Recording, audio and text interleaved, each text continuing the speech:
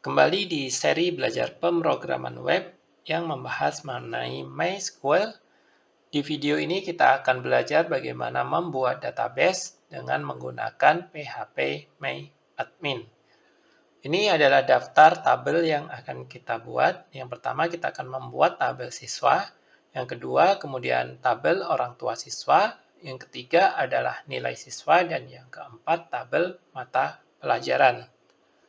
Keempat, database ini akan kita buat dengan menggunakan MySQL dengan bantuan PHP MyAdmin. Untuk memulai membuat database, kita hidupkan dulu SAMPP-nya. Saya lokasinya di D, kemudian SAMPP kontrol ya. Kemudian di sini kita hidupkan atau kita start yang Apache dengan MySQL. Ini kita start keduanya. Kalau keduanya sudah berwarna hijau, artinya Apache dan MySQL-nya sudah berjalan. Nah, untuk mengakses PHP MyAdmin, kita bisa menggunakan web browser. Kita buka terlebih dahulu web browsernya. Kemudian kita ketik di sini localhost. Kemudian slash gitu ya, PHP MyAdmin. Kemudian enter. Nah, ini sudah terbuka PHP MyAdmin-nya di server 127.0.0.1. IP 127.0.0.1 ini menandakan bahwa lokasinya berada di localhost atau di komputer kita. Setelah PHP MyAdmin-nya terbuka, selanjutnya kita akan membuat database. Di sini, di sebelah kiri ada New. Kita klik New. Kemudian di sini database name. Misalnya di sini kita buat database sekolah atau DB underscore sekolah. Kemudian di sini kita klik tombol create. Nah, di sini sudah ada database DB sekolah yang tadi kita buat ya. Kita klik di sini. Ini saya perkecil ya. Oke, seperti ini. Kemudian yang pertama kita akan membuat tabel siswa, di mana ada berapa kolom ini? 1, 2, 3, 4, 5, 6. Ada 6 kolom. Di sini berarti name-nya adalah siswa, kemudian jumlah kolomnya 6. Kemudian kita klik tombol Go. Setelah itu, ini bisa kita geser sampai ke ujung sini ya. Kita isi di sini dengan nama kolomnya. Yang pertama tadi kita buat ID siswa. ID siswa ini nanti akan kita jadikan sebagai primary key. Di sini ID siswa. Kemudian tipe datanya, karena ID siswa nanti akan kita buat angka, maka tipenya adalah integer. Kemudian di sini kita isi jumlah berapa nomor bisa diinputkan di kolom ID siswa. Secara defaultnya adalah 11 untuk tipe integer. Kemudian yang lainnya ini kita abaikan karena kita akan jadikan ini sebagai primary key yang nomornya nanti akan dibuat secara otomatis oleh MySQL, maka di sini di AI atau auto increment kita centang di sini. Oke ya, kemudian di sini primary. Berikutnya kita buat kolom NIS atau nomor induk siswa. Berarti di sini kita ketik NIS, kemudian NIS ini tipenya apa? Apakah angka atau huruf? Kalau misalnya dia dalam bentuk angka, tetapi di depannya ada 00, yaitu ya, berarti tipenya adalah string. Nah, untuk menampung data string, maka di sini kita ubah menjadi varchar. Kemudian panjang dari karakter yang bisa diinputkan. Misalnya jumlah NIS-nya adalah 10, maka di sini kita buat 10. Untuk yang lainnya ini bisa diabaikan. Oke. Oh ya, NIS ini kan biasanya unik gitu ya. Satu siswa dia memiliki satu NIS dan NIS ini tidak mungkin double gitu. Maka di sini di indeksnya kita bisa ganti dengan unik.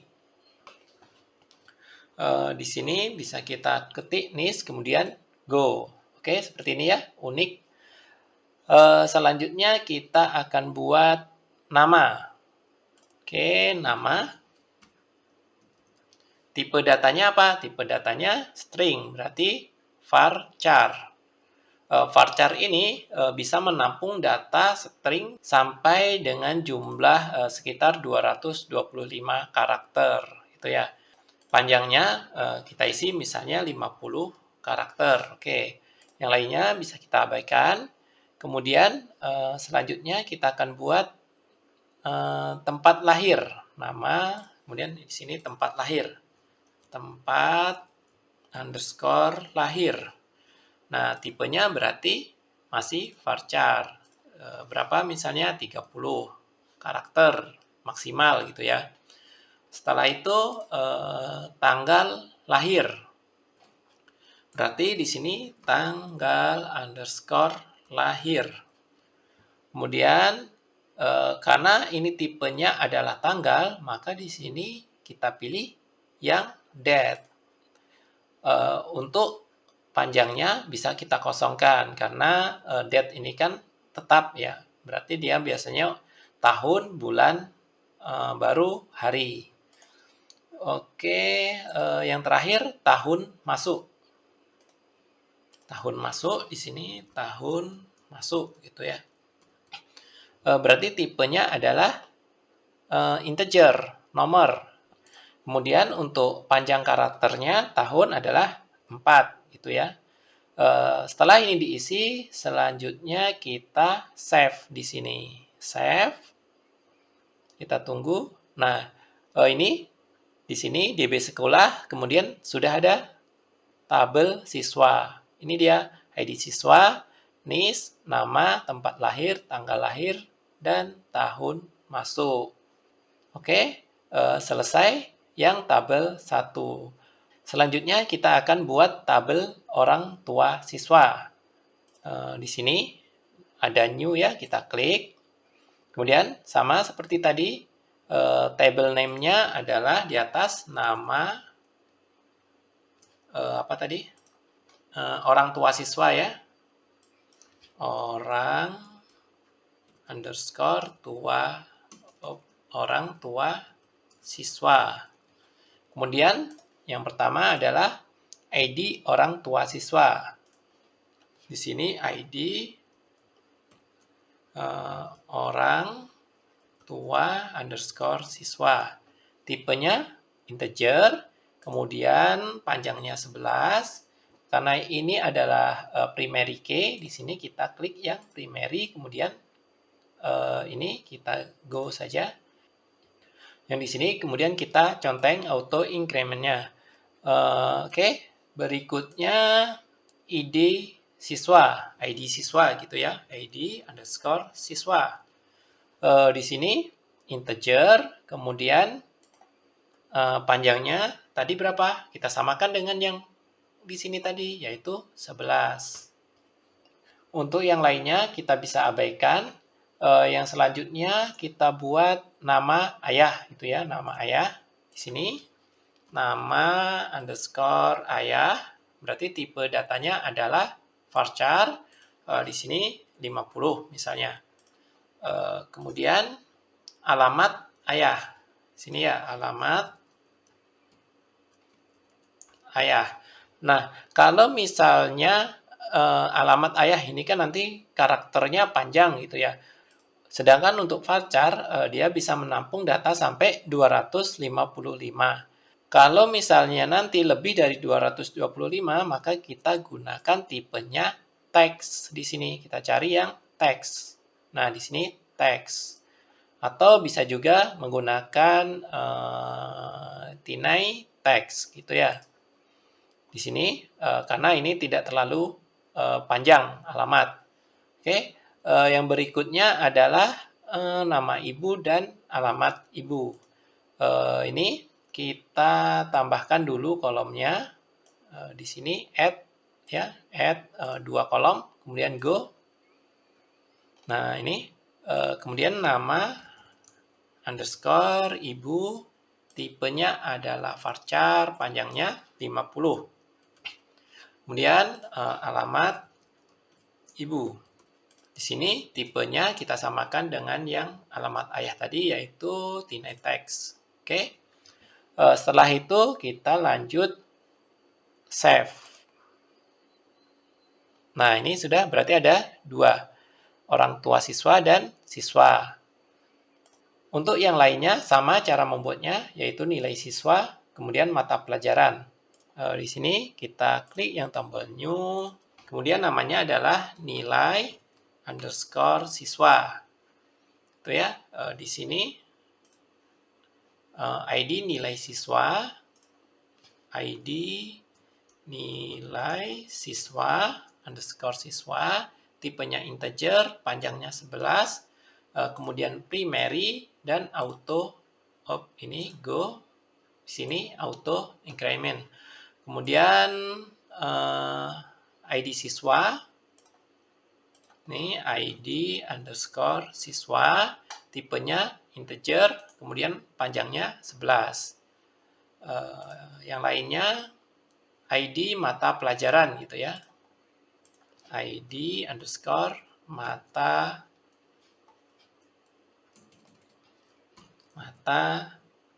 pelajaran.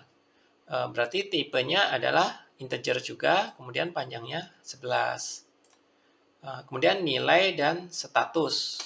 Di sini nilai, tipenya apa? Angka misalnya ya, berarti integer, panjangnya berapa? 2 atau 3 sampai 100 gitu ya, 3. Oke, status ya, status.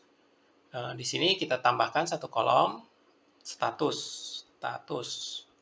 Kalau misalnya nanti ketambah gitu ya, misalnya ada sini, ini diabaikan saja kalau misalnya tidak ada barisnya atau tidak ada isinya. Di sini status, kemudian varchar, panjangnya berapa, misalnya lulus, tidak lulus, sekitar 15 karakter ya. Oh, bukan di sini. Di sini 15 karakter. Oke. Kemudian kita klik tombol save-nya. Nilai siswa, orang tua siswa, dan yang terakhir kita buat mata pelajaran. Sama di sini new. Di sini nama tabelnya mata underscore pelajaran. Kemudian ID mata pelajaran gitu ya. Mata pelajaran. Tipenya integer, panjangnya 11, kemudian primary key dan auto increment. Kemudian berikutnya ada ID, nama mata pelajaran ya, nama underscore mata pelajaran. Kemudian di sini tipenya berarti varchar, panjangnya 100 gitu ya. Kemudian ID guru dan semester. Di sini ID guru, kemudian tipenya berarti integer 11, dan di sini semester. Kemudian tipenya kita buat varchar misalnya, kemudian panjangnya 50. Misalnya kan genap 2001-2022. Kalau sudah kita save lagi. Ini database-nya sudah terbuat. Nama database-nya adalah DB sekolah, kemudian ada 4 tabel. Di sini ada 4 tabel, siswa, orang tua siswa, nilai siswa, mata pelajaran. Ini ya. Kemudian di masing-masing tabel ini sudah ada kolomnya. Misalnya siswa, ada kolom ID siswa, NIS, nama, tempat lahir, tanggal lahir, tahun masuk. Datanya belum ada. Nanti akan kita isi dengan menggunakan Laravel. Oke, untuk video kali ini saya rasa cukup bagaimana cara membuat table di MySQL dengan menggunakan PHP MyAdmin. Terima kasih.